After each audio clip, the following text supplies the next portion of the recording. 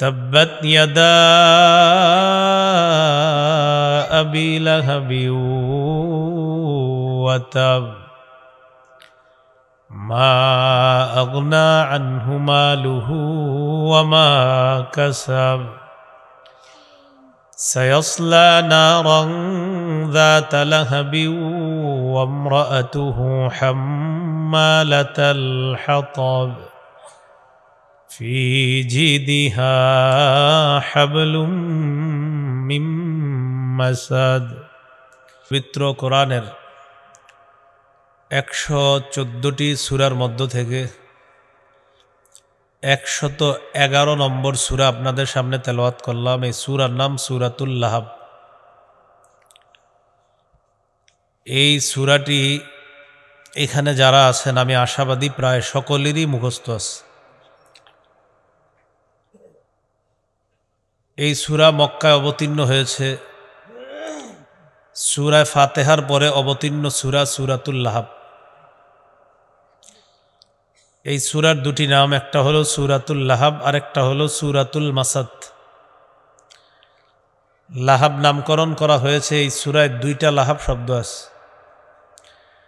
একটা হলো তাব্বাত ইয়াদা আবি লাহাব আর একটা হলো সায়াসলা নারং যাতা লাহাব। লাহাব শব্দর প্রতি লক্ষ্য রেখে এই সূরার নামকরণ করা হয়েছে সূরাতুল লাহাব।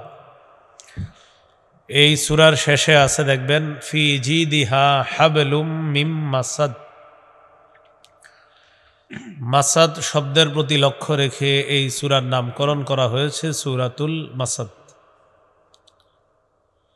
সূরার মধ্যে আয়াত হলো 5টি।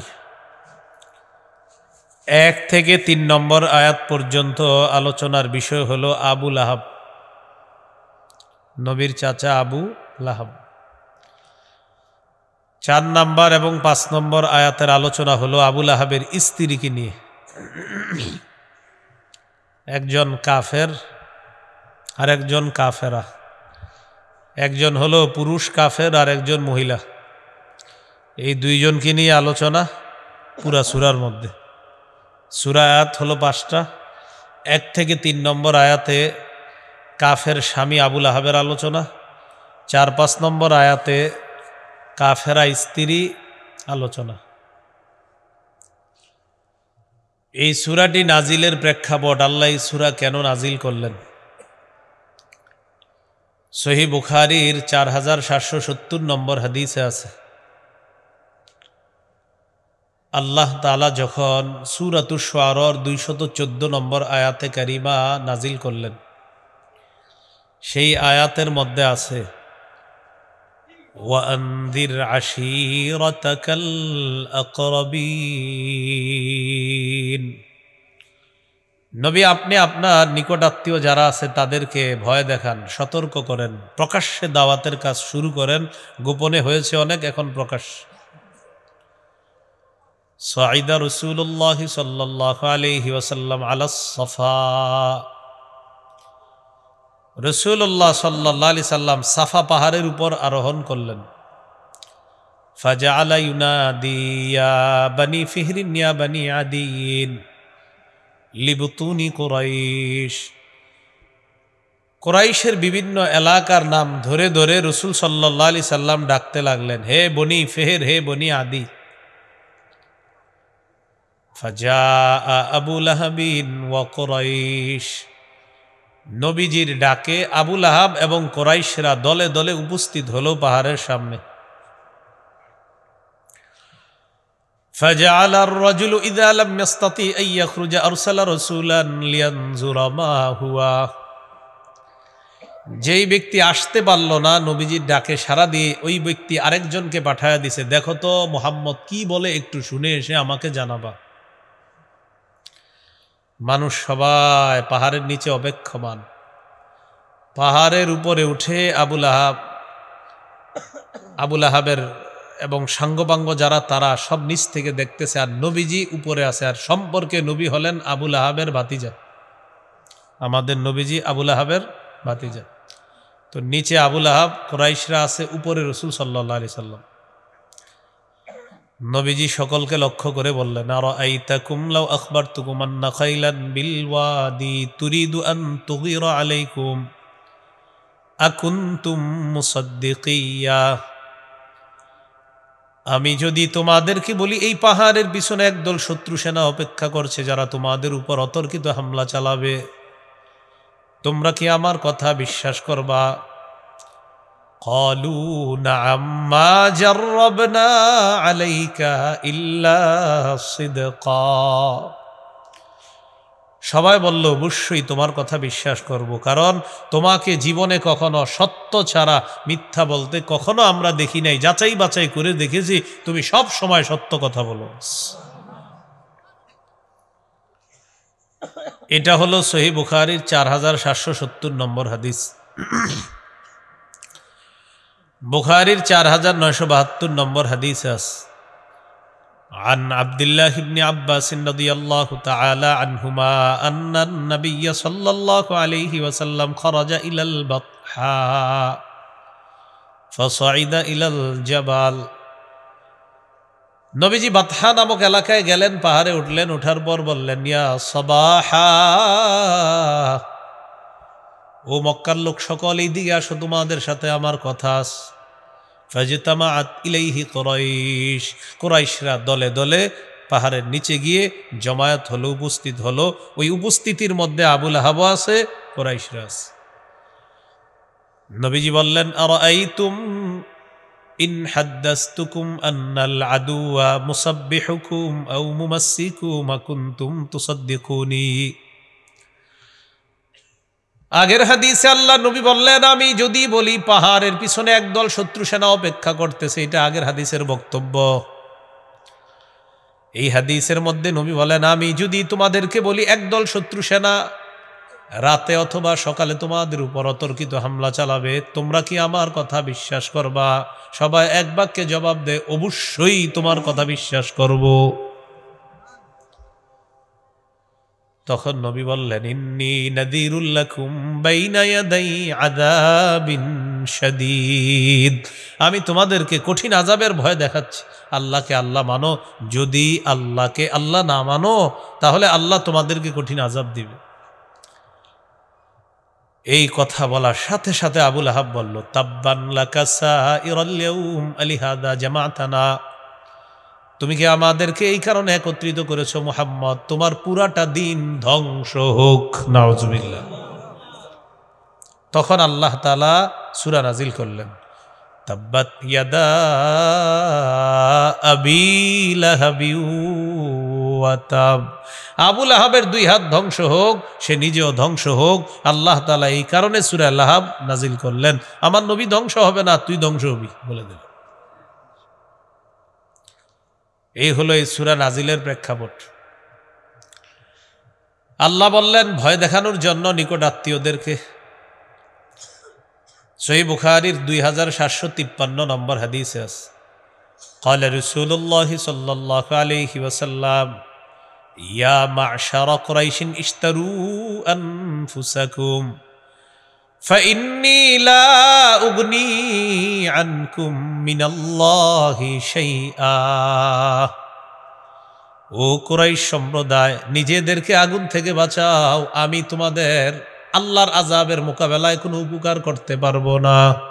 নবী বললেন, ইয়া বানি আব্দি মানাফ লা উগনি আনকুম মিনাল্লাহি শাইআ, ও বনু আব্দি মানাফ, আত্মীয়তার খাতিরে যদি এই ভেবে থাকো আমি তোমাদের কোনো কাজে আসবো না, না, ঈমান ছাড়া যদি যাও, আমি মুহাম্মদ সাল্লাল্লাহু আলাইহি ওয়াসাল্লাম আল্লাহর আযাবের মোকাবেলায় তোমাদের কোনো উপকার করতে পারবো না বলে দিলেন। এরপরে কি বলে দেখেন, ইয়া আব্বাস ইবনে আব্দুল মুত্তালিব, ও আব্দুল মুত্তালিবের সন্তান আব্বাস, মানে আমার চাচা, লা উগনি আনকা মিনাল্লাহি শাইআ, চাচা আপনি নিজেকে আগুন থেকে বাঁচান, আমি কিন্তু আপনার কোনো উপকার করতে পারবো না আল্লাহর আযাবের মোকাবেলায়। ইয়া সফিয়াতা আম্মাতা রাসূলিল্লাহি সাল্লাল্লাহু আলাইহি ওয়াসাল্লাম লা উগনি আনকি মিনাল্লাহি শাইআ, ও সফিয়া, নবীর ফুফু, নবী তার নিজের আপন ফুফুকে ডেকে বলতেছে, ফুফু আগুন থেকে বাঁচান নিজেকে, আমি কিন্তু আল্লাহর আযাবের মোকাবেলা আপনার কোনো উপকার করতে পারবো না বলে দিচ্ছি। শেষে কি বলে দেখেন, ইয়া ফাতিমা বিনতা মুহাম্মাদিন সাল্লাল্লাহু আলাইহি ওয়াসাল্লাম সালিনি মা শি'তি মিন মালি। ও মুহাম্মদের মেয়ে ফাতেমা সাল্লাল্লাহু আলাইহি ওয়াসাল্লাম, সুবহান, মানে ও আমার মেয়ে ফাতেমা, দুনিয়াতে আমার কাছে যা মন চায় তুমি চাইতে পারো, দুনিয়াবি কোনো সম্পদ চাও আমি দেওয়ার চেষ্টা করব, তবে আনকিজি নাফসাকি মিনান নার, আমলের মাধ্যমে নিজে নিজেকে আগুন থেকে বাঁচাও। লা উগনি আনকি মিনাল্লাহি শাইআ, আমি কিন্তু আল্লাহর আযাবের মোকাবেলায় তোমার কোনো উপকার করতে পারবো না। মেয়েকে বলতেছে, ভয় দেখাইতেছে। ওই আত্মীয়দের মধ্যে একজন হলো আবু লাহাব। কে? এ আবু লাহাবকেও বলছে। তো আমাদের মূল আলোচনার বিষয় হলো এখানে আবু লাহাব, তাব্বাত ইয়াদা আবি লাহাব। তো আবু লাহাব উল্টা নবীরে বলল তুমি ধ্বংস হও, নাউজুবিল্লাহ। তাব্বাত ইয়াদা আবি লাহাব, মূল আলোচনা আমরা ঢুকে যাই। তাব্বাত অর্থ হলো খাসিরাত, খাবাত, হালাকাত, ধ্বংস হলো সে। এটার মূল হলো তাবাব, তাবাব মানে ধ্বংস হওয়া। আল্লাহ পবিত্র কোরআনে বলেছেন, ওয়ামা কাইদু ফিরআউনা ইল্লা ফি তাবাব, ফেরাউনের চক্রান্ত নস্যাৎ, ব্যর্থ হবে, ধ্বংস হবে, এটার কোনো কার্যকারিতা থাকবে না ফেরাউনের চক্রান্তের। তাবাব শব্দের অর্থ ধ্বংস হওয়া, বরবাদ হওয়া। আল্লাহ তাআলা বলেন আবু লাহাবের 2 হাত বরবাদ হোক। ইয়াদা শব্দটা দ্বিবচন, এটার এক বচন হলো ইয়াদুন। ইয়াদুন অর্থ হাত, ইয়াদা দ্বিবচন মানে 2 হাত। আবি লাহাব মানে আবু লাহাবের 2 হাত, ধ্বংস হোক। এখন আমরা আমাদের মূল আলোচনাটায় যাই। আবু লাহাব বলেন কি? এই আবু লাহাব হলো নবীজির দাদা আব্দুল মুত্তালিব, তার 10 জন পুত্র সন্তানের মধ্যে একজন হলো আবু লাহাব। 10 জন পুত্র সন্তানের একজনের নাম কি? আবু লাহাব। আবু লাহাবের মূল নাম হলো আব্দুল উজ্জা। কি নাম? আব্দুল উজ্জা, এটা হলো তার মূল নাম। আব্দুল উজ্জা এটা শিরকি নাম, তাওহীদের সাথে এটার সাংঘর্ষিক। এই জন্য আল্লাহ তার মূল নামটা কোরআনে বলেন নাই। কেন? কারণ তার মূল নাম তাওহীদের সাথে সাংঘর্ষিক। এই জন্য তার মূল নামটা আল্লাহ কোরআনে না বলে তার যে উপাধি আছে এটা আল্লাহ কোরআনে বললেন। আবু লাহাবকে আবু লাহাব কেন বলা হয়? তাফসীর ইবনে কাসীরের মধ্যে আসছে লিইশরাকি ওয়াজহিহি, তার চেহারাটা গৌরবর্ণ হওয়ার কারণে, অগ্নিস্ফুলিঙ্গের মতো হওয়ার কারণে, অগ্নিবর্ণের মতো হওয়ার কারণে তাকে বলা হতো অগ্নিস্ফুলিঙ্গওয়ালা। কি বলা হতো? অগ্নিস্ফুলিঙ্গওয়ালা। এই জন্য তার নাম আবু লাহাব। এটার অর্থ হলো অগ্নিস্ফুলিঙ্গের বাবা। দেখতে অনেক সুন্দর ছিল। গুরুত্বপূর্ণ অংশে আমরা যাচ্ছি এখন। নবীর চাচাদেরকে আমরা 3 ভাগে ভাগ করতে পারি। কয় ভাগ? 3 ভাগ। খুব মন দিয়ে শুনেন। 1, নবীজিকে বিশ্বাস করছে, নবীর প্রতি ঈমান আনছে, নবীর সাথে থেকে লড়াই করেছে, ঈমান নিয়ে মৃত্যুবরণ করেছে, মৃত্যু পর্যন্ত নবীকে সহযোগিতা করেছেন, এক প্রকার চাচা। যেমন আব্বাস, হামজা রাদিয়াল্লাহু তাআলা আনহুমা। 2, নবীকে মৃত্যু পর্যন্ত সহযোগিতা করেছে তবে ঈমান আনে নাই আর বেঈমান অবস্থায় মৃত্যুবরণ করেছে, যেমন আবু তালেব। সহযোগিতা করেছে কিন্তু ঈমান নিয়ে মরতে পারে নাই। এই ব্যাপারে সহিহ বুখারীর হাদিস আছে 3884 নম্বর হাদিস। আন্না আবা তালিবিন লাম্মা হাদরাতুল ওয়াফাত দাখালা আলাইহি রাসূলুল্লাহ সাল্লাল্লাহু আলাইহি ওয়াসাল্লাম। আবু তালেবের মুমূর্ষু অবস্থা যখন মৃত্যুর সময় ঘনিয়ে এলো, আল্লাহ নবী আবু তালেবের ঘরে প্রবেশ করলেন। ওয়াইন্দাহু আবু জাহলিন, তাকায় দেখে আবু জাহেলটা পাশে বসা। কে বসা? এই জন্য সঙ্গ জীবনে খারাপ বানাবেন না, সঙ্গ খারাপ বানাবেন না।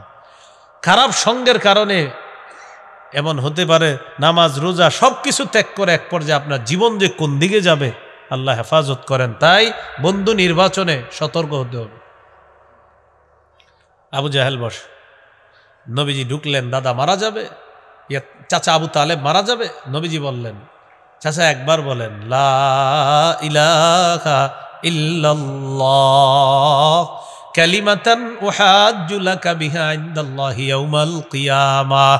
একবার বলেন লা ইলাহা ইল্লাল্লাহ, আমি আপনার এই বলা বাক্যটাকে কিয়ামতের মাঠে আল্লাহর কাছে তাওহীদের পক্ষে প্রমাণ হিসাবে পেশ করব।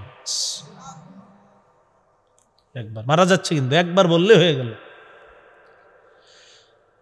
আবু তালেব জবাব দিচ্ছে, ভাতিজা তোমার ধর্ম সত্য, আমি কোনো সন্দেহ করি না, তোমার ধর্মের উপর মারা গেলে আমার পরকাল সুন্দর হবে, কিন্তু আমি তোমার ধর্ম গ্রহণ করে মারা গেলে জাতি আমাকে বলবে ছি ছি, বাপ দাদার ধর্ম বিসর্জন দিয়ে ভাতিজার ধর্ম গ্রহণ করছে। আমি এটা সহ্য করতে পারবো না। ইখতারতুন নার আলাল আর, ভাতিজা আমি আগুন গ্রহণ করলাম, নাউজুবিল্লাহ, তবে সম্মান বিসর্জন দিতে পারবো না, আমি আগুন গ্রহণ করে নিলাম। আমি জাহান্নামে জ্বলাটা পছন্দ করলাম, কিন্তু আমি মারা যাওয়ার পর জাতি আমাকে এটা সেটা বলবে, এটা আমি সইতে পারবো না। মারা গেছে, সারাটা জীবন সহযোগিতা করছে, কিন্তু বেঈমান হয়ে মারা গেছে। আহারে, নবীজি বলতেছে লা আস্তাগফিরান্না লাকা মা লাম উনহা আন, চাচা আমি আপনার জন্য ক্ষমা প্রার্থনা করতেই থাকবো আল্লাহ যতক্ষণ নিষেধ না করবে। নবী তার এই চাচার জন্য ক্ষমা প্রার্থনা শুরু করছে, কিন্তু মুশরিক, কিন্তু কি মুশরিক। আল্লাহ আয়াত নাজিল করে দিলেন সূরা তাওবার, মা কানা লিন নাবিয়্যি ওয়াল্লাযীনা আমানু আইয়াস্তাগফিরু লিল মুশরিকিনা ওয়ালাউ কানু উলি কুরবা মিন বাদি মা তাবায়্যানা লাহুম আন্নাহুম আসহাবুল জাহিম। কোন নবীর জন্য উচিত নয়, কোন ইমানদারের জন্য উচিত নয় যে তারা মুশরিকদের জন্য ক্ষমা প্রার্থনা করবে। সেই মুশরিক যদিও তার নিকটাত্মীয় হয়, তারপরেও কোন নবীর জন্য উচিত না সেই মুশরিকের জন্য ইস্তেগফার পাঠ করা। হাবিব আবু তালেব আপনার অনেক কাছের মানুষ, তার জন্য আপনি ইস্তেগফার করবেন না, আল্লাহ নিষেধ করে দিলেন। সূরা কসসের এক আয়াত আল্লাহ নাজিল করে দিলেন। নবীজির মনটা খুব খারাপ, জিবরিল আমিন এসে জানিয়ে দিলেন, আল্লাহ তাআলা বলে দিয়েছে ইন্নাকা লা তাহদি মান আহবাবতা ওয়ালাকিন্নাল্লাহা ইয়াহদি মান ইয়াশা।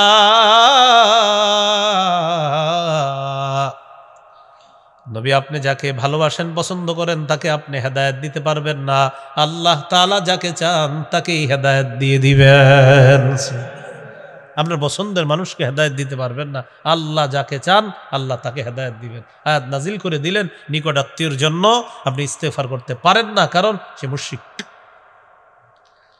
মনে আসেনি চাচারা কয় ভাগ? এক নাম্বার ঈমান আনছে, ঈমানের উপর অটল ছিল আব্বাস হামজা রাদিয়াল্লাহু আনহুমা। 2 নাম্বার ঈমান আনে নাই, সহযোগিতা করছে সারা জীবন চাচা আবু তালেব। 3 নম্বর নবীজির নবুয়ত প্রকাশের পর থেকে মরণ পর্যন্ত ঈমানও আনে নাই, সহযোগিতা করে নাই, মৃত্যু পর্যন্ত শত্রুতা করেছে চাচা আবু লাহাব। কে? আবু লাহাব। বলেন সবাই, আমাদের আলোচ্য বিষয় বলেন আবু লাহাব। আমাদের আলোচ্য বিষয় কোনটা? আবু লাহাব। তাব্বাত ইয়াদা আবি লাহাব। এবার আমরা আজকের আলোচনার মূল অংশে ঢুকে যাচ্ছি।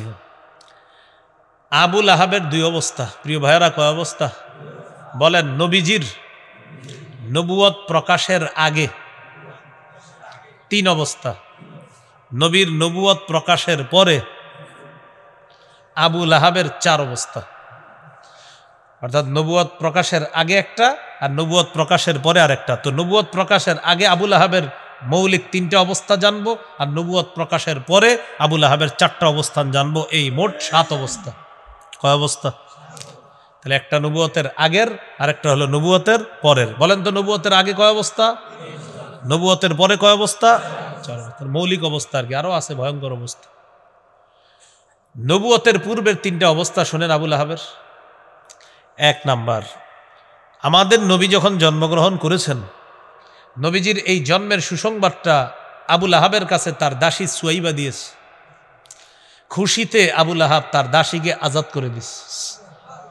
সহিহ বুখারীতে আছে কথাটা, 5372 নম্বর হাদিসের শেষে আছে, ওয়াকালা উরওয়া সুয়াইবা আ'তাকাহা আবু লাহাব। সুয়াইবা ওই নারী যাকে আবু লাহাব আজাদ করে দিয়েছে, সুয়াইবা ওই নারী যাকে আবু লাহাব আজাদ করে দিয়েছে। এখানে একটা কথা মনে রাখা, অতি উৎসাহী কিছু ভাই আছে, তারা বলে থাকে যে সোমবার দিন আবুল আহাবের আজাব কম হয় কেন? নবীর জন্মের খুশিতে দাসীকে আজাদ করে দিছে, এই জন্য আজাব কম হয়, এরকম আপনার বলা হয়। না, এটা ঠিক না, জাল বর্ণনা। বলেন কি বর্ণনা? সুয়াইবাকে আজাদ করছে এতটুকু ঠিক আছে, কিন্তু তার আজাব কম হয় এতটুকু অংশ, এটা সঠিক বর্ণনা না। তাহলে এলে এক অবস্থা। 2 নাম্বার, আবুল আহাব নবীজির অনেক নিকট আত্মীয় ছিল। মানুষের কাছে গিয়ে গিয়ে বলতো, আমি মোহাম্মদের চাচা, আমার ভাতিজা মোহাম্মদ, আমার ভাই আবদুল্লাহর বংশ রক্ষা হয়েছে, আমার ভাই মারা গেছে, তার একটা ছেলে হয়েছে, এরকম গর্ব করে করে জায়গায় জায়গায় সে বলতো। আর আমি হলাম আমার সেই ভাতিজা মোহাম্মদের চাচা। এ হলো দ্বিতীয় অবস্থা, মানে সে খুব গর্ব করত আমাদের নবীজিকে নিয়ে। 3 নাম্বার, নবীজির সাথে আবুল আহাবের সম্পর্ক এতটাই গভীর ছিল, ভালো ছিল। আবুল আহাবের 2 পুত্র ছিল। কয় পুত্র? বলেন। উতবাহ, উতাইবা। এই 2 পুত্রের সাথে বলেন নবীজি তার 2 কন্যা রুকাইয়া, উম্মে কুলসুম, তাদেরকে বিবাহ দিয়েছেন। আবুল আহাবের সাথে নবীজির সম্পর্ক এতটাই গভীর ছিল যে আবুল আহাবের 2 ছেলে উতবা, উতাইবার সাথে নবীজি তার 2 কলিজার টুকরা সন্তান রুকাইয়া আর উম্মে কুলসুম রাদিয়াল্লাহু আনহুমা, তাদেরকে বিয়ে পর্যন্ত দিয়েছেন। তাহলে একদিক দিয়া চাচা, আরেক দিক দিয়া বেয়াই। চাচা আবার বেয়াই। তাহলে নবুয়ত প্রকাশের আগে আবুল আহাবের সাথে নবীজির সম্পর্কটা কি খারাপ না অনেক ভালো? এই হলো নবুয়ত প্রকাশের আগের ঘটনা। আল্লাহ তাআলা আমাদের নবীজির নবুয়ত প্রকাশ ঘটাইলেন। বলেন তো, নবুয়ত প্রকাশের পরে মৌলিক কয়টা অবস্থা জানবো? 4টা। 1 নম্বর, নবীজি নবুয়ত প্রকাশের পর যখন বলছে লাত, উজ্জাত, মানাত এইগুলার পূজা করা যাবে না, এগুলার ইবাদত করা যাবে না, শুধু এক আল্লাহর ইবাদত করতে হবে, আবুল আহাব তখন মেজাজ হারায়া ফেললো। আর মুহাম্মদ সাল্লাল্লাহু আলাইহি ওয়াসাল্লামের প্রতি এতটাই রাগান্বিত হলো যে আবুল আহাব সিদ্ধান্ত নিয়ে নিল, তার 2 পুত্র সন্তানকে বুঝাইল, আমার শত্রুর মেয়ে আমার পুত্রবধূ হয়ে আমার ঘরে থাকতে পারবে না। বাধ্য করলো সন্তানদেরকে, নবীর কন্যারা যেন তাদের স্ত্রী হিসাবে না থাকে, বাধ্য করে তালাক দেওয়াইল। বাধ্য করলো তালাক দিতে। নবীজি খুব কষ্ট পাইছে এই 2 মেয়ে। আপনারা জানেন একটা মেয়ের কোথাও স্বামী থেকে ছুটে আসা মানে একটা বাবার জন্য কতটা কষ্টের। এই হলো নবুয়ত প্রকাশের পরে আবুল আহাবের প্রথম অ্যাকশন, যে আমার পুত্রবধূ হয়ে আমার শত্রুর মেয়েরা থাকতে পারবে না। বাস, পুত্রবধূ 2 জনকে তালাক দিতে বাধ্য করলো। 2 নাম্বার, আমাদের নবীজির 3 জন পুত্র সন্তান ছিলেন, এর মধ্যে দ্বিতীয় নাম্বার পুত্র সন্তানের নাম আব্দুল্লাহ। কি নাম? এই আব্দুল্লাহর উপাধি ছিল তাহের বা তাইয়িব। এই আব্দুল্লাহ রাদিয়াল্লাহু তাআলা যখন ইন্তেকাল করলেন, তখন আবুল আহাব বলা বলি করতে লাগলো, মোহাম্মদ আবতার, মোহাম্মদ নির্বংশ, মোহাম্মদ লেস কাটা, নাউজুবিল্লাহ, নাউজুবিল্লাহ, নাউজুবিল্লাহ। নবীজির নির্বংশ বল। তখন আল্লাহ তাআলা আয়াত নাজিল করলেন, ইন্না শানি আকা হুয়াল আবতার। হাবিব, আপনাকে যেই ব্যক্তি নির্বংশ বলছে, যেই ব্যক্তি আপনার সমালোচনা করে, আপনি নির্বংশ না, বরং আপনার সমালোচক আবুল আহাব নির্বংশ। ওর বংশের কোনো অস্তিত্ব থাকবে না, আর আপনার বংশ নিয়ে কিয়ামত পর্যন্ত আলোচনা হবে। এখন আমরা কি বলি? আওলাদে রসুল। আওলাদে রসুল বাংলাদেশে আসলে আমরা হুমড়ি খেয়ে পড়ি দেখার জন্য। আহারে, নবীর বংশের মানুষ দেখতে না জানি কেমন। হ্যাঁ, এখন বলেন আবুল আহাবের বংশের কোনো অস্তিত্ব আছে? আর আমাদের নবীর বংশ নিয়ে আলোচনা হয় কিনা? চলতে থাকবে। আল্লাহ তাআলা বললেন ও নির্বংশ হবে, আপনি নির্বংশ না। এগুলো দ্বিতীয় কাহিনী। ও এখানে একটা বিষয় মনে রাখবেন, নবীজির যেই 2 মেয়েকে আবুল আহাব তার 2 পুত্র সন্তানকে বাধ্য করলো তালাক দেওয়ার জন্য, এই 2 মেয়ে পরবর্তীতে আল্লাহ রসুল পর্যায়ক্রমে প্রথমে একজনকে হযরত উসমান গনি রাদিয়াল্লাহু তাআলা আনহুর সাথে বিয়ে দিয়েছেন। তিনি ইন্তেকাল করার পর নবী তার অপর কন্যাকেও হযরত উসমান গনির সাথে বিয়ে দিয়েছে। তাহলে এই জায়গাটা একটু মনে রেখে না, এই সেই 2 কন্যা, এই 2 কন্যাকে নবীজি পর্যায়ক্রমে উসমান গনি রাদিয়াল্লাহু আনহুর সাথে বিবাহ দিয়েছিলেন। তাহলে কয়টা হলো? নবুয়ত পরের 2টা। একটা গেল কন্যাদেরকে তালাক দেওয়া হলো, আর একটা নবীজিরে রাগে ক্ষোভে শত্রুতা করে নির্বংশ বলে গালি দিত। 3 নাম্বার, বলেন জুল মাজাজ। একটু কন কইলে যাতে মনে থাকে। কি নাম? যেহেতু শিখতে আসছেন, হ্যাঁ, জুল মাজাজ। মক্কার একটা বাজারের নাম জুল মাজাজ। নবীজি ওই জুল মাজাজ বাজারে গেল দাওয়াত দেওয়ার জন্য একদিন। আবু লাহাব চিন্তা করলো ঘটনা কি, মোহাম্মদ কই যায় সাল্লাল্লাহু আলাইহি ওয়াসাল্লাম। পিছনে পিছনে গেল, দেখি কি করে। নবীজি বাজারে গেলেন, মানুষদেরকে ডেকে বললেন, ইয়া আইয়ুহান নাস কুলু লা ইলাহা ইল্লাল্লাহ তুফলিহু।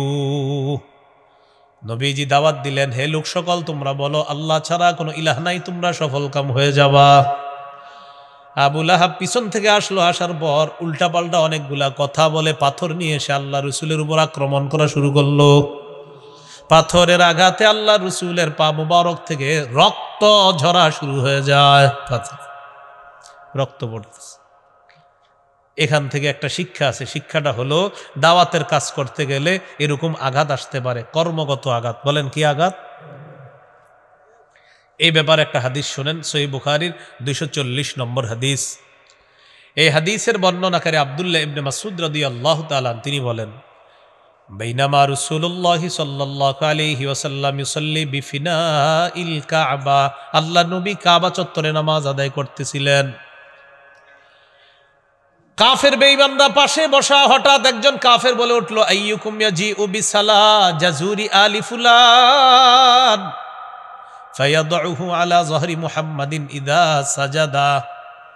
কে পারবা অমুক এলাকায় যাওয়ার পর ওটের নারী বুড়ি পায়খানাগুলো আনবা, আনার পর মুহাম্মদ সাল্লাল্লাহু আলাইহি সাল্লাম যখন সিজদায় যাবে তখন মুহাম্মদের সাল্লাল্লাহু আলাইহি সাল্লাম গালের উপর মুহাম্মদের গলা আর সাল্লাল্লাহু আলাইহি সাল্লাম তার গলা আর পিঠের উপর ওটের নারী বুড়া পায়খানাগুলা রেখে দিবা। কে পারবা? এক পাপিষ্ট দাঁড়ায় গেছে, উকবা ইবনে আবি মুআইদ, সে দাঁড়ায় বলল, আমি পারমু। উকবা, যদি চেষ্টা করে নামটা মনে রাখতে, পাপিষ্টটার উকবা নাম। সেও এলাকায় গেছে, যাওয়ার পর ওটের নারী বুড়ি গোবর, অন্য বর্ণনায় আসছে রক্ত, এগুলা নিয়ে আসছে। আসার পর আমাদের নবীজি সাল্লাল্লাহু আলাইহি সাল্লাম সিজদায় যাওয়ার অপেক্ষা আছে।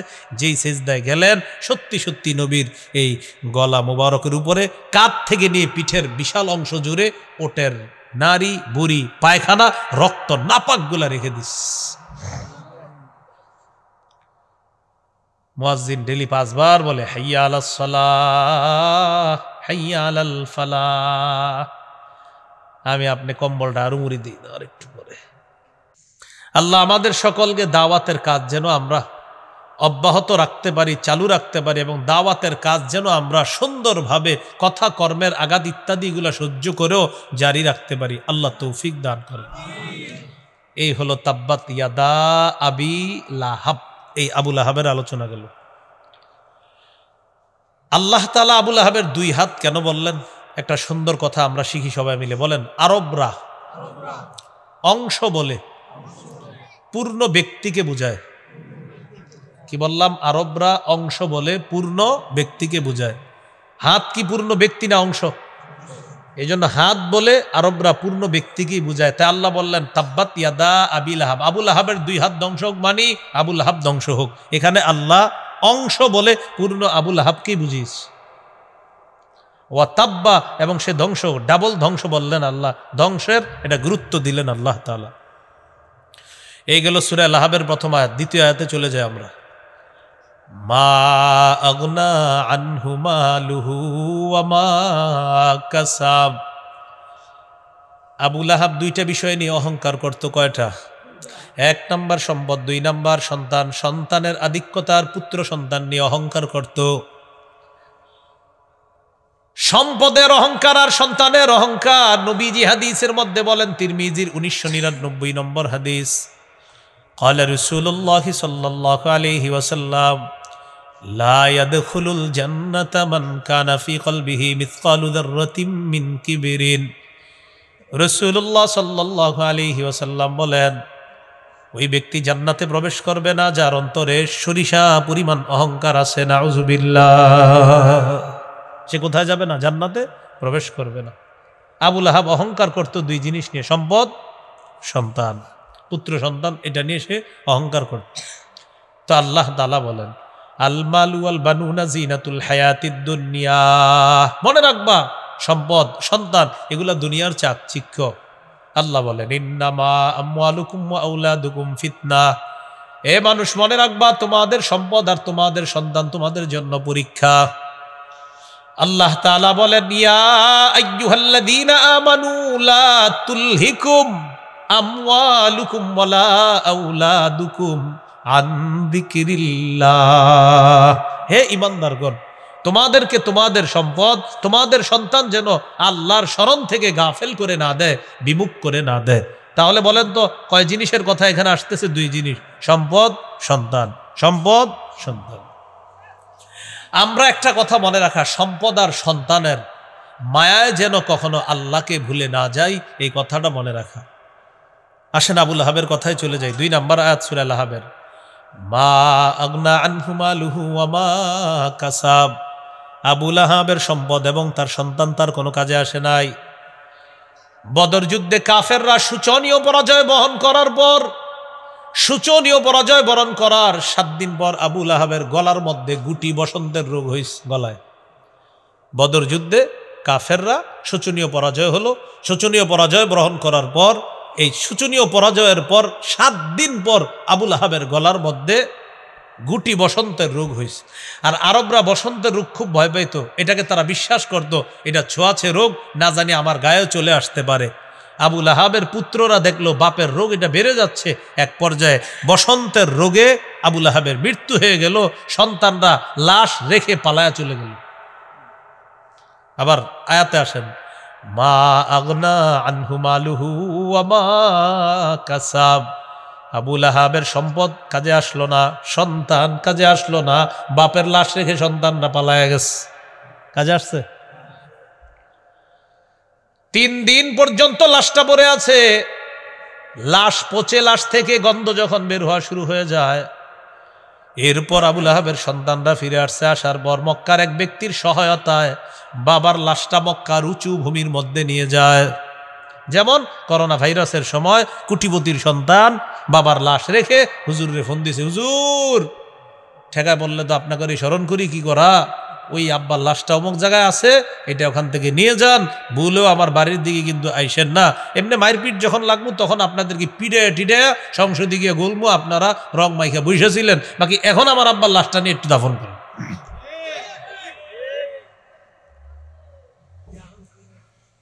তো কিসে মন দিয়ে শোনা। তো এরকম আপনার এই যে ওলামায়ে কেরাম করোনার সময় দেখেন নাই, ব্যাস তখন কি, আরে হুজুররা তো আছে, এগুলো মল্লে মুরুক থাক, বল একটা হুজুর করে কইয়া দে, এক জীবনের কোনো দাম টাম নাই, এরা মল্লে মুরুক। এই সুন্দর কথা বলছে, এটা মল্ল মুরুক। হুজুর আব্বার লাশটা মজায় আছে, দাফন করে। এক এক আলেম 40 জন 42 জন 47 জন 60 জন পর্যন্ত এক এক আলেম লাশ দাফন করছে। কেউ ধরে না, কি করবে? পানি দিয়ে হেঁটে গিয়ে আপনার এই পরিমাণ দেখবেন আপনি, এগুলা দিয়ে গিয়ে গিয়ে লাশ দাফন করতেছে বিভিন্ন জায়গায়। ওই ভাষা, অনেকে ভাষায় দিতেছে লাশ। তাহলে আবু লাহাবের এই বিষয়টা বোঝানোর জন্য আপনাদেরকে আমি অনেক দূরে নেওয়া দরকার নাই, এটা আমরা আমাদের দেশেই দেখছি। বাবার লাশ রেখে সন্তানরা পালায় গেল। 3 দিন পরে আইসা একজনের সহায়তায় পয়সা গন্ধ বের হইতেছে, তো কারা খোঁজ দিছে যে আর পারতেছি না আমরা, কি করবা করো, কারণ কেউ এই লাশের কাছে আসে না, সবাই তো ভয় পাচ্ছে। এক ব্যক্তির সহায়তায় ওই লাশ মক্কার উঁচু ভূমিতে নিয়ে কি করছে দেখেন, লাঠি দিয়ে, আপনার লাঠি দিয়ে ওই লাশের কাছেও যারা দূর থেকে লাঠি দিয়ে ধাক্কাইতে ধাক্কাইতে একটা গর্তের মধ্যে ফেলে মাটি চাপা দিয়ে দিচ্ছে। যুগে যুগে জালেমদের পরিণতি এরকম হয়, এরকম হয়। তো লাশ দাফন করে আসলো। এখন আপনারা বলেন সম্পদ সন্তান কোনো কাজে আসছে? এটা আল্লাহ বললেন, মা আগনা আনহু মালুহু, সম্পদ কাজে আসে নাই। ওয়ামা কাসাব, আই ওয়ামা কাসাবা মিন ওয়ালাদ, সন্তান, এই সন্তানও তার কোনো কাজে আসে নাই। এই জন্য দুনিয়াতে এমন সম্পদ সন্তান রেখে যাওয়া, যেই সম্পদ আর সন্তান আপনার মৃত্যুর পরেও কাজে আসবে, এমন সন্তান সম্পদ রেখে যাওয়ার চেষ্টা করা। ক্বালা রাসূলুল্লাহ সাল্লাল্লাহু আলাইহি ওয়াসাল্লাম, ইযা মাতাল ইনসানু ইনকাতা আনহু আমালুহু ইল্লা মিন সালাসা। নবীজি বলেন মানুষ যখন মারা যায় তার আমলনামা বন্ধ হয়ে যায়, তিনটা বিষয় চালু থাকে। বলেন কয়টা? এক নম্বর ইল্লা মিন সাদাকাতিন জারিয়া, সদকায়ে জারিয়া, এটা চালু থাকে। দুনিয়ার মধ্যে কোথাও আপনি একটা কল স্থাপন করছেন, মুসাফিররা পানি পান করবে, পানি পান করতেছে, কবরে সওয়াব পাইতেছে, কবরে সওয়াব। একটা ফ্যানের ব্যবস্থা করলেন এতিমদের জন্য, ফ্যানের নিচে তারা আরাম করতেছে, এই ফ্যানের বাতাস তারা খাচ্ছে, আপনি কবরে সওয়াব পাইতেছেন, সদকায়ে জারিয়া। এমন কিছু করে গেলেন যেটা আপনার আমলনামা চলতেছে। মসজিদে একটা ইটের জায়গা দিয়েছেন, একটা ইট পরিমাণ দান করছেন আপনি, ইটের মধ্যে মুসল্লিরা সেজদা দেয়, আপনি সওয়াব পাইতেছেন। দুই নাম্বার আউ ইলমিন ইউনতাফাউ বিহি, এমন ইলম যে ইলমের মাধ্যমে উপকৃত হওয়া যায়। বলেন তো নবীর চাচাদের কয় অবস্থা? এক নাম্বার যারা ঈমান আনছে, দুই নাম্বার ঈমান আনে নাই সহযোগিতা করছে, তিন নাম্বার ঈমানও আনে নাই সহযোগিতা করে নাই। এটা একটা বিদ্যা শিখছেননি? আরে বলেন শিখছেন কিনা? আমি মারা যাওয়ার পর আপনারা আরো যাদেরকে বলবেন সওয়াবটা আমিও পাবো। সূরা লাহাবের মধ্যে কয় আয়াত? এই যে একটা বিদ্যা শিখলেন, আরেকজনকে যখন বলবেন সওয়াবটা আমিও পাবো। আও ইলমিন ইউনতাফাউ বিহি, এমন ইলম যে ইলমের মাধ্যমে উপকৃত হওয়া যায়। শাইখুল হাদিস আল্লামা আজিজুল হক রহমতুল্লাহি আলাই কি পরিমাণ ছাত্র দুনিয়াতে নেই, তার শুধু শাইখুল হাদিস ছাত্র আছে অসংখ্য অগণিত ছাত্র, শুধু শাইখুল হাদিস। আর শাইখুল হাদিস ছাড়া মুফতি মুহাদ্দিস মুফাসসির তো আরো রয়ে গেছে, শুধু শাইখুল হাদিস অসংখ্য অগণিত শাইখুল হাদিস আল্লামা আজিজুল হক রহমতুল্লাহ আলাইহির ছাত্র। তাহলে কি অবস্থা? আও ইলমিন ইউনতাফাউ বিহি, এমন ইলম যে ইলমের মাধ্যমে উপকৃত হওয়া যায়, এলো দুই নাম্বার। তিন নাম্বার আও ওয়ালাদিন সালিহিন ইয়াদউ লা, এমন একজন নেককার সন্তান রেখে যাওয়া, যে নেককার সন্তান মা বাবার জন্য বলবে রব্বির হামহুমা কামা রব্বায়ানি সগীরা। সন্তান বলবে রব্বির হামহুমা কামা রব্বায়ানি সগীরা, আল্লাহ রব আমার মা বাবার প্রতি আপনি দয়া করেন, যেমন শৈশবে তারা আমাকে লালন পালন করেছে, এরকম একজন নেককার সন্তান দুনিয়াতে রেখে যাওয়া। বুঝে আসছে কথাগুলা? এখন তো বাবা মারা যাওয়ার পরেও বাচ্চাদেরকে নিয়ন্ত্রণে আনার জন্য যেদিন মারা যায় সেদিনই টেলিভিশনটা চালু করে। বাচ্চাদেরকে নিয়ন্ত্রণে আনতে হবে। টেলিভিশন আজকে ভাই মরা মানুষ এমনিও গুণা, সবসময় গুণা, একটু তো ওনা আপনার আব্বারে তো একটু কবরে যাইতে দেন। আসলে বাচ্চারা ডিস্টার্ব করে তো টেলিভিশনটা ছাড়তে হইছে। আও ওয়ালাদিন সালিহিন ইয়াদউ লা, এমন একজন নেককার সন্তান রেখে যাওয়া, যে নেককার সন্তান বাবার জন্য দোয়া করবে। তাহলে আবুল আহাবের কথায় চলে আসে, মা আগনা আনহু মালুহু ওয়া মা কাসাব, সম্পদ কোনো কাজে আসে নাই, সন্তানও কোনো কাজে আসে নাই। আল্লাহ তাআলা আমাদেরকে সম্পদ সন্তান এগুলা যেন কাজে লাগিয়ে দুনিয়া থেকে যেতে পারি, আল্লাহ তৌফিক দান করেন। এগুলো দুই নম্বর আয়াত। তিন নম্বর আয়াত সায়াসলা নারান যাতা লাহাব, গর্তের মধ্যে সন্তানরা লাঠি দিয়ে ধাক্কাইতে ধাক্কাইতে গর্তের মধ্যে পুঁতে আসছে। আল্লাহ তাআলা বলেন এটা তো দুনিয়ার অবস্থা, এখন আখিরাতের কি অবস্থা হবে? আল্লাহ বলেন সায়াসলা, অচিরেই সে প্রবেশ করবে নার, আগুনে, যাতা লাহাব, লেলিহান অগ্নিশিখা যুক্ত আগুনের মধ্যে আবুল আহাব প্রবেশ করবে। দুনিয়া বরবাদ, আখিরাতও বরবাদ। সায়াসলা, অচিরেই সে প্রবেশ করবে নার, আগুনে, যাতা লাহাবিন, লেলিহান অগ্নিশিখা যুক্ত আগুন, অগ্নিস্ফুলিঙ্গওয়ালা আগুনের মধ্যে আবুল আহাব প্রবেশ করবে। এই হলো 1 থেকে 3 নম্বর আয়াত। তাহলে একটু 1 থেকে 3 নম্বর আয়াতের শিক্ষাটা একটু শিখেন। প্রথম আয়াতে আমার নবীকে আবুল আহাব অভিশাপ দিছিল, অভিশাপের জবাব আল্লাহ দিছে প্রথম আয়াতে। দ্বিতীয় আয়াতে আল্লাহ বললেন ঈমান না থাকার কারণে ওর সম্পদ সন্তান কোনো কাজে আসে নাই। 3 নম্বর আয়াতে আল্লাহ বলেন ঈমান না থাকার কারণে পরকালটাও ওর বরবাদ হয়ে গেছে। মনে থাকবেন ইনশাল্লাহ ভাই। 4-5 নম্বর আয়াতে চলে যাই। ওয়ামরাআতুহু হাম্মালাতাল হাতাব ফি জিদিহা হাবলুম মিন মাসাদ, আবুল আহাবের স্ত্রীও জাহান্নামে প্রবেশ করবে, অগ্নিস্ফুলিঙ্গওয়ালা আগুনে আবুল আহাবের স্ত্রীও প্রবেশ করবে। হাম্মালাতাল হাতাব, যেই স্ত্রী ইন্ধন বহনকারিনী, কাঠ বহনকারিনী স্ত্রী, ফি জিদিহা হাবলুম মিন মাসাদ, তার গলার মধ্যে থাকবে পাকানো দড়ি, পাকানো রশি। কি থাকবে? পাকানো রশি। তাহলে বলেন আবুল আহাবের স্ত্রীও কোথায় যাবে? আগুনে। কোথায় যাবে? আগুনে। আবুল আহাবের স্ত্রী সম্পর্কে এবার জানি। ওয়ামরাতুহু, আবুল আহাবের স্ত্রী, স্ত্রীর নাম হলো আওরা। কি নাম? আওরা মানে টেরা। আবুল আহাবের স্ত্রী একটু টেরা ছিল, এই জন্য তাকে বলা হয় আওরা। তার আরেকটা নাম হলো আরওয়া। আরেকটা নাম কি? আরওয়া। তার কুনিয়ত বা উপনাম হলো উম্মে জামিল। উম্মে জামিল নামে সে প্রসিদ্ধ। তাহলে আওরা অথবা আরওয়া তার নাম, উম্মে জামিল নামে সে প্রসিদ্ধ। সে মুসলমানদের প্রচণ্ড বিরোধিতা করত, আর তার স্বামীকে সে সহযোগিতা করত কুফরির ক্ষেত্রে, আর সত্যকে অস্বীকার করার ক্ষেত্রে এই স্ত্রী তার স্বামীকে সহযোগিতা করত। মানে ভালো কথা সহযোগিতা করতো না, আর যত খারাপ কথা আছে এগুলাতে সে স্বামীকে সহযোগিতা করতো। হ্যাঁ কুফরিটা, হ্যাঁ এটাই ঠিক আছে, সত্য অস্বীকার, হ্যাঁ হ্যাঁ এটাই ঠিক আছে, এরকম সহযোগিতা করত। কে? আবুল আহাবের স্ত্রী। তো আল্লাহ বলেন তার স্ত্রীও প্রবেশ করবে। কি অবস্থা? হাম্মালাতাল হাতব, এমন অবস্থায় যে সে কাষ্ঠ বহনকারিনী। হাম্মালাতাল হাতব কাকে বলে? খুব মন দিয়ে শুনেন। এক, আরবের মধ্যে সংসারে ভাঙ্গন সৃষ্টি হওয়ার পর, যেমন আমরা বাংলাদেশে বলি সংসারে আগুনটা লাগাইলো কে, বলি না? আরবের মধ্যে সংসার ভাঙ্গন সৃষ্টিকারিনী তাকে বলা হয় হাম্মালাতাল হাতব। সৌদি মানে আপনার মক্কায় আরবের মধ্যে যখন কারো সংসার ভাঙতো, বলতো আচ্ছা এই সংসার ভাঙ্গার পিছনে ইন্ধনটা কে জুগাইছে? আওরা বা উম্মে জামিল, আবুল আহাবের স্ত্রী। এই জন্য আবুল আহাবের স্ত্রীকে বলা হয় হাম্মালাতাল হাতব, মানে ইন্ধন বহনকারিনী। ওই সংসার ভাঙার পিছনে ইন্ধন যোগান দানকারিনী, বহনকারিনী। 2 নাম্বার, সমাজে কোনো ফেতনা যখন লাগতো তখন বলতো আচ্ছা এই ফেতনাটা লাগলো কেন, এটার পিছনে কে কলকাঠি নাড়ছে, খুঁজা দেখা যায় তো আবুল আহাবের স্ত্রী। আর আপনার ওই সমাজে বিশৃঙ্খলা সৃষ্টিকারিনীকেও বলা হয় হাম্মালাতাল হাতব, অর্থাৎ সমাজে আগুন লাগানোর পিছনে ইন্ধন যোগান দানকারিনী, সমাজে ফেতনার পিছনে ইন্ধন বহনকারিনী আবুল আহাবের স্ত্রী। তাহলে 2টা বললাম, সংসার ভাঙার পিছনে ইন্ধন বহনকারিনী, সংসারের মধ্যে অশান্তি, সমাজে অশান্তি সৃষ্টির পিছনে ইন্ধন বহনকারিনীকে বলা হয় হাম্মালাতাল হাতব।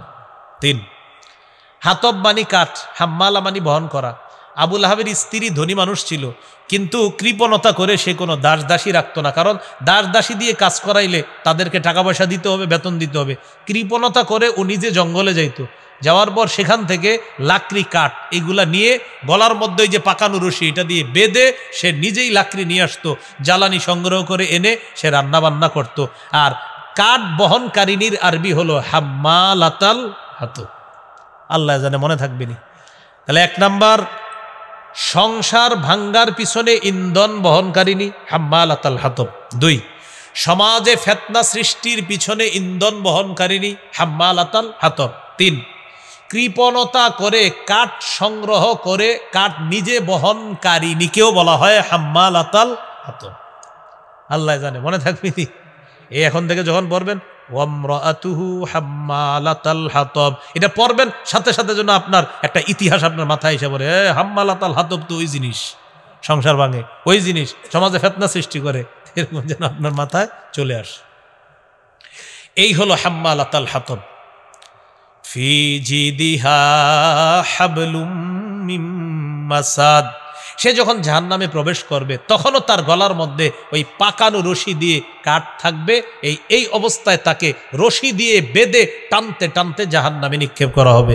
এখানে কিন্তু 2টা বিষয়, 1, পাকানো রশি দিয়ে দুনিয়াতে এসে কাঠ বহন করে ওইটা পেঁচায়া নিয়ে আসতো, এটা হলো একটা। আরেকটা হলো আখেরাতে তার গলায় পাকানো রশিটা লাগায়া টানতে টানতে জাহান্নামে নিক্ষেপ করা হবে। এই হলো ফি জিদিহা, তার গলায় থাকবে হাবলুন রশি, মিম মাসাদ পাকানো, পাকানো রশি থাকবে, দড়ি থাকবে।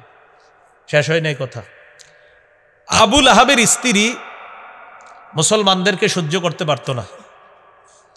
আল্লাহ তাআলা যখন এই সূরা নাজিল করছে, বলেন তো এই সূরার মধ্যে জাহান্নামে যাবে এমন কয় ব্যক্তির কথা বলছে আল্লাহ? 1, 2, স্ত্রী। আবুল আহাবের স্ত্রী এই কথা শুনছে, তোমার জামাইও যাবে জাহান্নামে, তুমিও যাবা। কে বলছে? মুহাম্মদ সাল্লাল্লাহু আলাইহি সাল্লামকে তার রব জানায় দিছে। পাথর নিস, পাথর নিয়ে আসছে আমাদের নবীকে হত্যা করার জন্য। আবুল আহাবের স্ত্রী, আবুল আহাবের স্ত্রী পাথর নিয়ে আসার পর আমার নবীর সামনে দাঁড়িয়েছে, পাশে আবু বকর সিদ্দিক রাদিয়াল্লাহু তাআলা আনহু আছে। আমার নবী আবুল আহাবের স্ত্রীর সামনে আছে। মুফাসসিরিনে কেরাম লিখেছেন, দালাইলুন নবুয়তের মধ্যে আসছে, নবীকে সবাই দেখতেছে, আবুল আহাবের স্ত্রী শুধু দেখতেছে না, নবীজির মুজিজা আল্লাহ ঘটাইছে এখানে, সবাই দেখতেছে। নবীজিও সবাইকে দেখতেছে, সবাই নবীজিকে দেখতেছে, শুধু আবুল আহাবের স্ত্রী নবীরে দেখতেছে না, অথচ অন্য সবাইকেও আবুল আহাবের স্ত্রী দেখতেছে আর সবাই তাকেও দেখতেছে। সে শুধু একজনকে দেখতে পাচ্ছে না, যাকে পাথর মারার জন্য আসছে। আল্লাহ হেফাজত করছে, সুবহানাল্লাহ। আল্লাহ তাআলা বলে দিয়েছেন, ওয়াল্লাহু ইয়াসিমুকা মিনান নাস, হাবিব আল্লাহ আপনাকে মানুষের থেকে রক্ষা করবে, সুবহানাল্লাহ। এখন আবুল আহাবের স্ত্রী যখন পাথর মারতে পারলো না, আবু বকর সিদ্দিক রাদিয়াল্লাহু তাআলা আনহু ডাক দিয়ে বলছে, এই তোমার সাথী কোথায়? নবীজি তো পাশেই। তো আবুল আহাবের স্ত্রী কবি ছিল, নগদ কবিতা বানায় ফেলতে পারতো, নগদ আমাদের নবীর শানে ফালতু 3টা অংশ বানায় ফেলছে। নাউজুবিল্লাহ পড়েন। তো কবিতাটা আমি বলি, আমি এক একটা বলবো আর নাউজুবিল্লাহ পড়বেন। আগে আরবিটা বলি, আরবি বলার পরেও নাউজুবিল্লাহ পড়বেন। মুজাম্মামান আসাইনা, নাউজুবিল্লাহ। ওয়া আমরাহু আবাইনা, নাউজুবিল্লাহ। ওয়া দীনাহু কলাইনা, নাউজুবিল্লাহ। এবার অনুবাদ করার পরেও নাউজুবিল্লাহ পড়বেন। 1 নাম্বার, মুজাম্মামান আসাইনাহু, নিন্দিত ব্যক্তির আমরা নাফরমানি করলাম। আমাদের নবীকে নিন্দিত ব্যক্তি বলল আবুল আহাবের বিবি।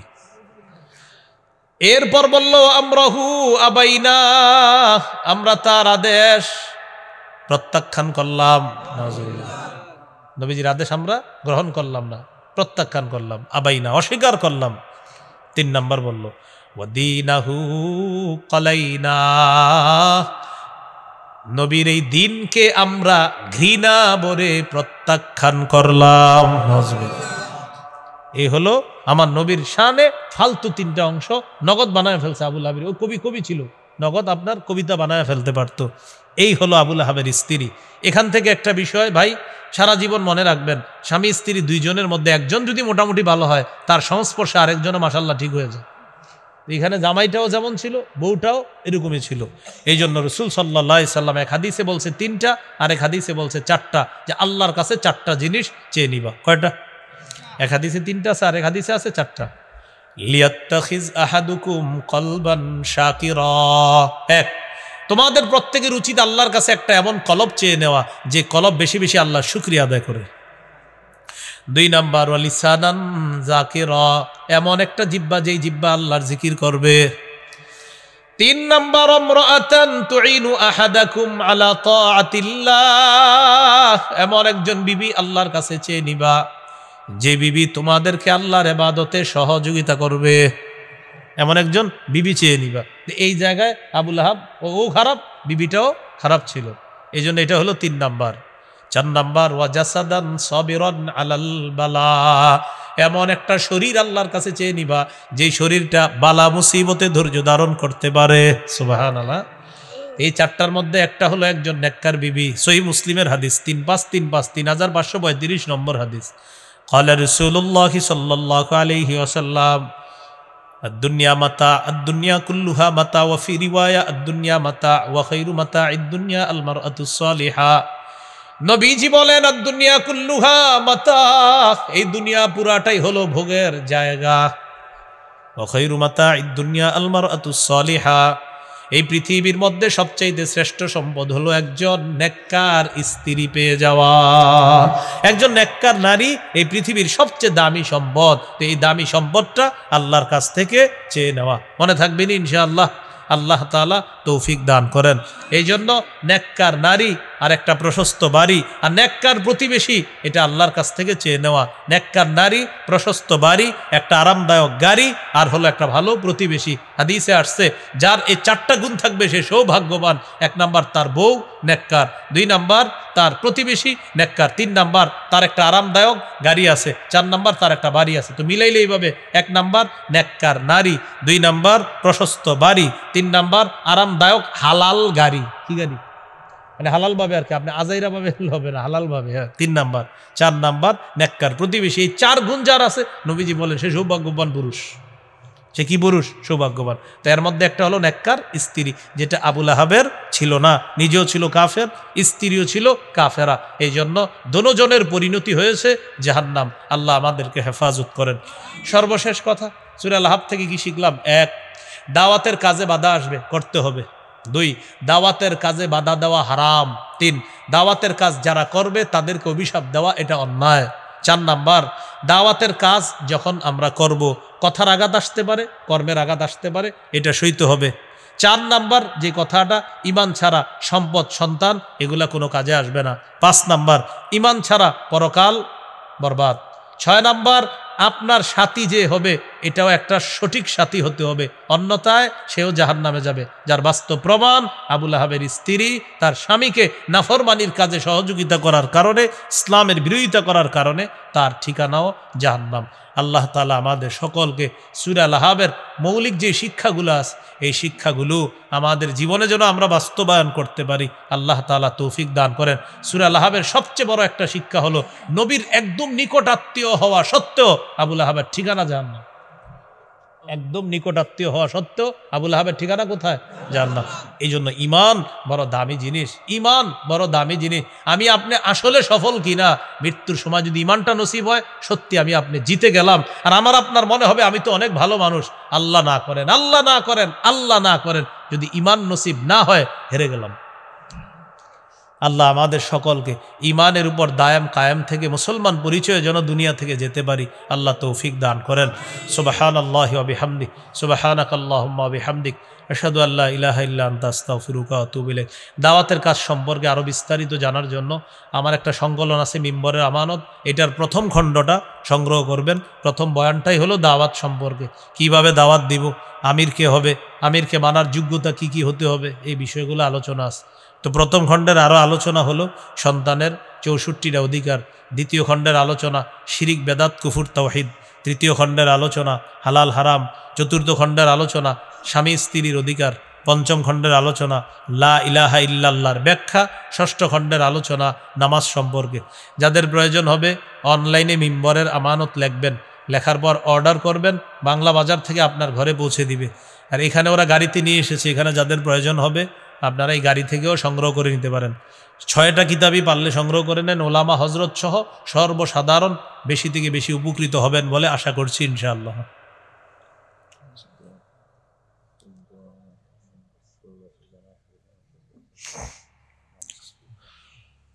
اللهم صل على محمد وعلى آل محمد كما صليت على إبراهيم وعلى آل إبراهيم إنك حميد مجيد اللهم بارك على محمد وعلى آل محمد كما باركت على إبراهيم وعلى آل إبراهيم إنك حميد مجيد। প্রিয় ভাইরা, আমরা এই মাদ্রাসাটার জন্য দোয়া করব, এটা প্রথম কথা। দ্বিতীয় কথা, আমিনপুর যুব সমাজ এবং প্রবাসী কল্যাণ ঐক্য ফ্রন্ট যারা, তাদের জন্য দোয়া করব, এবং এলাকাবাসী যারা আছি আমরা, আপনারা সবাই সহযোগিতা করেছেন, এজন্য আমরা সবাই সবার জন্য দোয়া করব ইনশাআল্লাহ।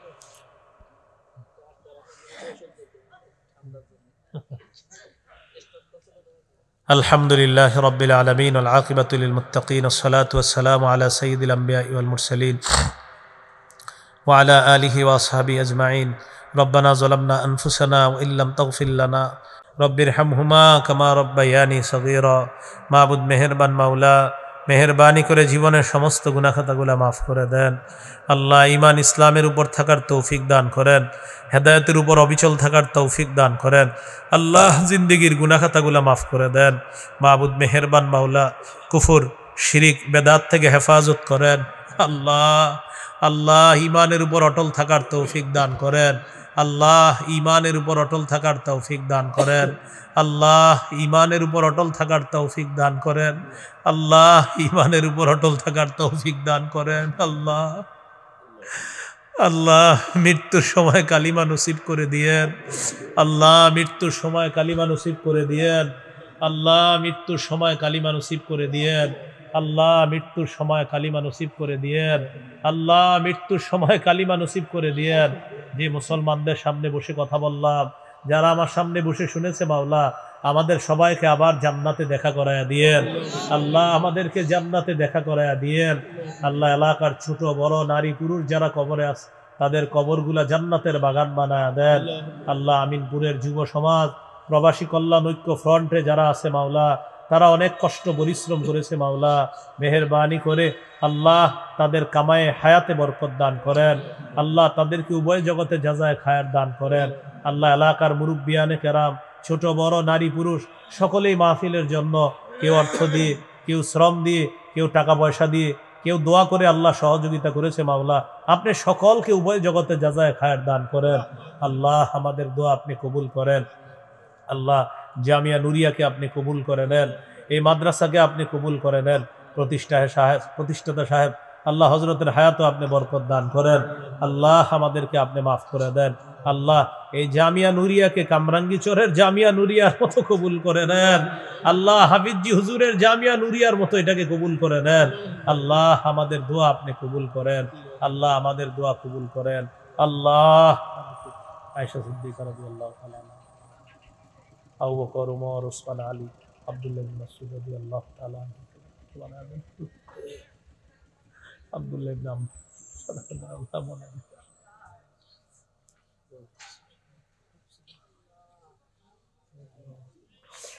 আল্লাহ উলামায়ে কেরাম যারা সফরে আছে তাদের সফরকে নিরাপদ করে দেন, নির্বিঘ্ন করে দেন।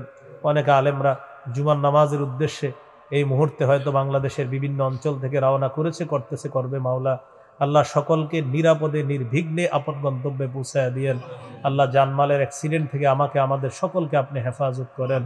ঢাকার উদ্দেশ্যে রওনা করব, আল্লাহ সহি সালেমে নিরাপদে গন্তব্যে পৌঁছায় দিয়েন। আল্লাহ আমাদেরকে আপনি মাফ করে দেন। আল্লাহ আমাদেরকে মাফ করে দেন। এখানে অনেক মানুষ আছে আল্লাহ, যাদের মনে অনেক আশা আছে, নেক আশাগুলা পুরা করেন। যারা ঋণী, ঋণ পরিশোধের ব্যবস্থা করে দেন। আল্লাহ যারা অভাবী, অভাব দূর করে দেন। আল্লাহ যারা চাকরিজীবী তাদের কামায় বরকত দিয়ে দেন। যারা ব্যবসায়ী তাদের ব্যবসায় বরকত দিয়ে দেন। রব্বানা তাকাব্বাল মিন্না ইন্নাকা আনতাস সামিউল আলিম ওয়া তুব আলাইনা ইন্নাকা আনতাত তাওয়াবুর রহিম। সাল্লাল্লাহু তাআলা আলা খায়রি খালকিহি সাইয়্যিদিনা মুহাম্মদ ওয়া আলা আলিহি ওয়া আসহাবিহি আজমাইন। সুবহানা রাব্বিকা রাব্বিল ইজ্জাতি আম্মা ইয়াসিফুন, সালামুন আলাল মুরসালিন, আলহামদুলিল্লাহি রাব্বিল আলামিন। আমিন।